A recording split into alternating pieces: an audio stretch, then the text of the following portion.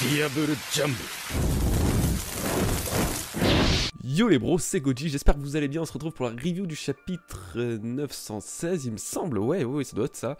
J'espère que vous allez bien, donc écoutez, moi ça va nickel, parce que le chapitre était, j'ai trouvé, personnellement, il était très bon.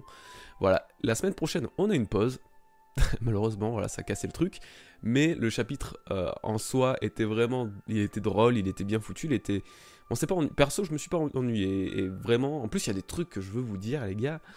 Peut-être qu'une théorie, une de mes plus grosses théories est en train de se réaliser petit à petit. Je ne sais pas, je ne veux pas trop m'avancer, mais quand même, on verra. Bon alors déjà, le chapitre commence avec une page de couverture très agréable à l'œil, hein, on va pas se le cacher. Et ensuite, on reprend, tout comme la dernière fois, on reprend sur Urashima, donc le fameux sumo, qui donc s'est fait couper le chignon. D'ailleurs, Urashima is the next Katakuri, hein. On est d'accord, le flow du personnage rivalise avec celui du monstre Katakuri, ça se voit. C'est surtout dans l'état de colère, etc. C'est waouh. Ah, moi j'ai eu des frissons de ouf, les gars. C'était grand moment de One Piece. Pas du tout. Alors, du coup, il s'apprête à frapper Okiku, donc pour l'affront qu'elle a fait, etc., lui couper le chignon. Mais voilà que t'as Luffy qui débarque, qui s'interpose pour la protéger. Et donc, c'est un combat qui se prépare, mais c'est pas n'importe quel combat, c'est un combat de sumo. Oui, parce qu'apparemment, le sumo est une discipline de Luffy, avec un ratio de victoire surprenant, incroyable, un des meilleurs même, de 100% face aux pirates Usopp. C'est waouh, quel haut fait, quel succès, c'est incroyable. Ah mais ça, rien que ça déjà, je savais que le chapitre allait être bon parce que rien que ça déjà ça m'a fait rire. Donc, du coup voilà, pendant le combat, Luffy nous a finalement remontré un peu, voilà, quelques facettes de son acquis de l'observation avancée.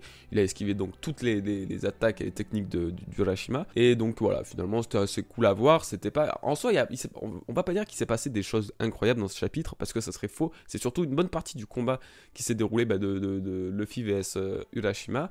Et c'était pas non plus un combat qui restera dans les annales du tout. C'est juste que, ou alors pas dans nos annales à nous, mais celui d'Urashima, ça y a moyen. La blague de bof, c'est génial. Mais non, vraiment, il s'est pas passé des trucs de ouf, mais c'était vraiment agréable. Et c'est pour ça qu'en faire une review, ça me stresse un peu de faire une review d'un chapitre que je trouve bon, mais qui n'a pas non plus le contenu pour faire une bonne review. Je sais pas si vous voyez ce que je veux dire. Mais voilà, heureusement qu'il y a un truc qui sauve après avec les Kuzuki, etc. et Wano. Un élément dont je veux justement vous parler comme j'ai dit plus tôt, parce que sinon c'est vrai que ça aurait été un peu maigre, beaucoup plus maigre même. Bon alors justement, Luffy en voulant donner le coup fatal à Urashima, il étire son bras sur tout le long de la ville, et puis du coup on en profite pour avoir quelques transitions sur les autres personnages environnants, notamment Oldem et Trafalgar. Alors la partie de Oldem m'intéresse beaucoup parce qu'en effet il dit quelque chose de spécial à Otama concernant les Kuzuki. Le clan Kuzuki a essayé de détruire Wano il y a 20 ans, ce sont une lignée de démons. Et là moi ce truc, c'est une lignée de démons, ça m'a fait tilt. Et donc je repense à ma théorie sur le peuple dédi et la destruction de l'ancien royaume, où je disais que, en gros, pour résumer ça un peu grossièrement, je disais que certains des personnages que Luffy a rencontrés, des familles, etc., sont en fait des descendants d'anciens habitants de l'ancien royaume. Donc ce sont aussi des dits, sauf qu'on ne le sait peut-être pas encore ou quoi, ou du moins ça n'a pas encore été révélé. Et du coup, en fait, ce sont des dits, et par exemple, la famille Kuzuki, ça aurait été en fait des personnes de l'ancien royaume qui avaient quitté juste l'ancien de l'ancien royaume, mais pas spécialement leur gouvernement. Ils ont juste quitté l'ancien royaume parce que ils voulaient faire donc leur propre pays, et ça serait donc Wano. Et donc à Wano, le clan Kuzuki ferait partie du clan fondateur de Wano. Enfin bon, c'est un peu grossier, etc. Je vous refais pas ma théorie parce qu'elle dure quand même 16 minutes. Si vous voulez la voir, écoutez, allez-y, je vous laisse le lien, etc. Parce que je la trouve vraiment intéressante. Mais du coup, le fait qu'il parle de lignée de démons, je me dis, à part les dits, quels sont les personnages qui sont vraiment considérés comme les démons ? Quasiment aucun. Bon après, t'as Doflamingo par exemple. Mais en soi, généralement quand on parle de démons, etc., c'est toujours associé aux dits, comme les démons d'Ohara qui avaient par exemple... Voilà, justement les démons d'Ohara sont pas spécialement des dits, mais ils enquêtaient sur les dits, etc. Enfin bref, on avait toute une histoire vis-à-vis des dits et des démons, comme quoi il fallait... c'était en fait dû aux dragons célestes qui racontaient des méchantes histoires à leurs gamins à propos des dits pour les terrifier. Et donc leur faire passer les faire passer pour des monstres ou des démons, voilà, justement.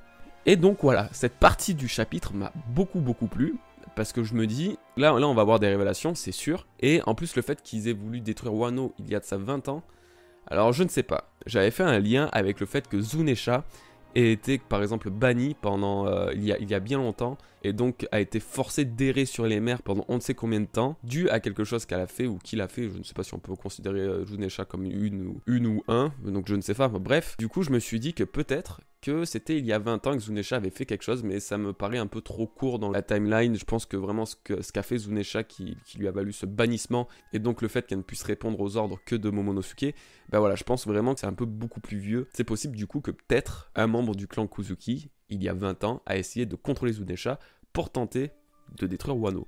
Mais ça me paraît compliqué, ça me paraît un peu what the fuck vraiment. Mais bon, c'est une théorie quand même que je voulais vous émettre parce que ça reste dans la même veine de celle que j'avais fait. Et donc voilà, on sait jamais, mais bon, bref, c'est un peu compliqué, je ne sais pas quel est votre avis là-dessus. Et peut-être je me prends la tête pour rien, mais franchement, ouais, pour le coup j'avais bien envie d'en parler. Bon, alors ensuite, on a du coup Law et Hawkins qui s'apprêtent à se rendre sur les lieux où Luffy se bat en fait. Donc là aussi, ça laisse sous-entendre, ça laisse supposer qu'il y aura peut-être un match retour Luffy-Hawkins. Si vraiment, je pense que Hawkins, il a vraiment peur du duo Zoro-Luffy.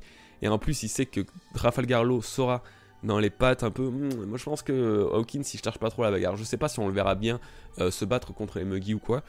Mais je pense justement qu'il va vite changer de bord et peut-être il va s'allier avec eux pour justement faire tomber Kaido. Parce qu'il doit être maintenant sous l'emprise de Kaido et genre ça doit être un peu sa catin. Hein.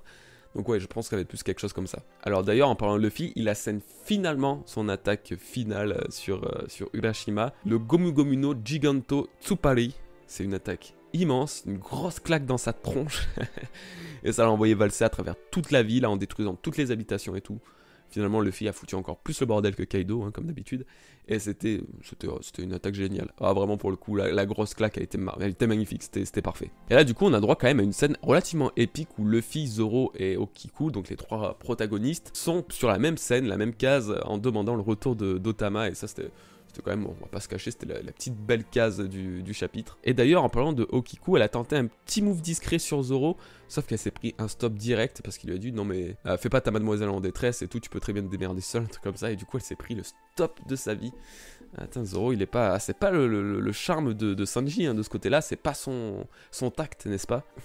Mais ça matche bien entre eux, c'est marrant à voir, Peut-être un couple de One Piece, peut-être, à savoir. Mais le moment qui m'a fait le plus rire du chapitre, c'est le moment où Luffy demande à un des sbires d'Oldem comment justement se nomme leur chef. Le sbire est à moitié dans les vapes, à moitié dans le coma, et donc il lui répond « Oh, Bolbeb », un truc comme ça. Et t'as ce con de Luffy qui se met à gueuler « Ouais, Bolbeb, t'es où ?»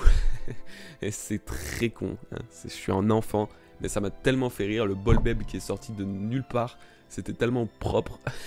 Du coup, Oldem, j'ai plus envie de l'appeler Oldem, pour moi ça sera Bolbeb. C'est comme ça, ça lui va tellement bien, c'est magnifique.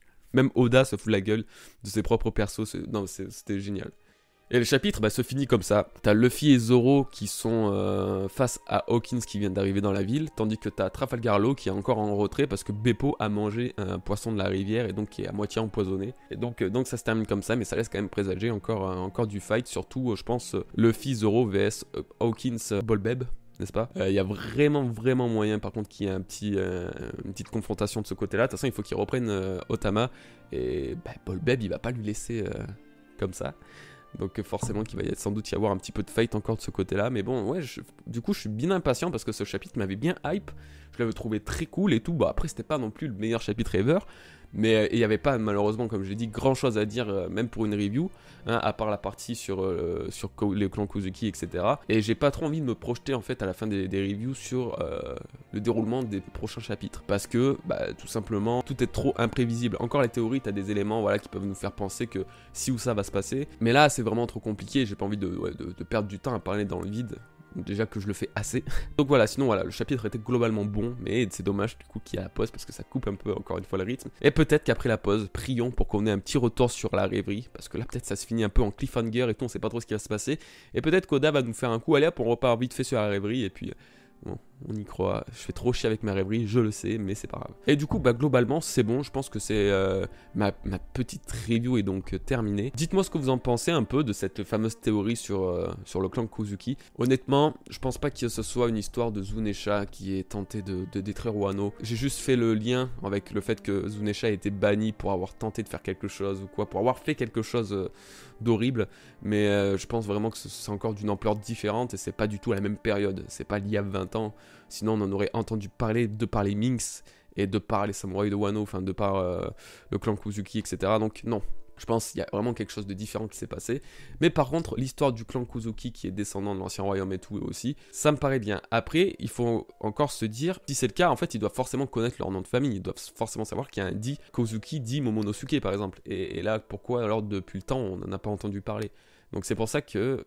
Voilà. Après, c'est un peu pareil avec Trafalgar Law, par exemple. Trafalgar Law, bah, on a mis beaucoup de temps, finalement, à comprendre que c'était un dit, à nous l'expliquer, à nous le dévoiler.